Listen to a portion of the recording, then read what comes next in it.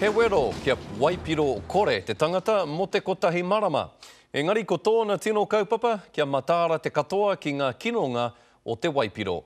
Ko tā tātou manukura reo Waiti a Maisie Rika tētahi e whakatairanga ana i te kaupapa.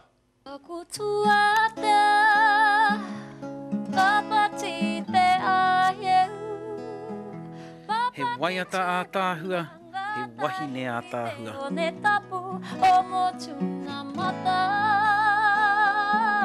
Engari kua ki te ākanohi tēnei manuti oriori i ngā pānga kino o tēnei ao ki te tangata.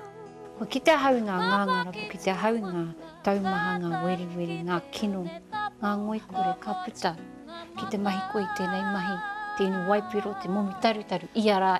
Ma te hautawa ho e pupuhi mai nei, he ho mai aroha.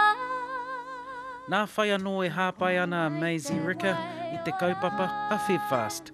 I tīmata noa ia i te pito o tē rātau ki te aukati i te inu Waipiro. E hara i te mahi ua māku, engari he mahi ua mo ētahi atu. Wai mari a tātou i te rā nei, koi nei tētahi o ana waiata hau i runga i tana kōpai hau ka puta hai te matariki. Koe a hoki ngā kaupapa i roto i oku waiata, ne? Walk the talk.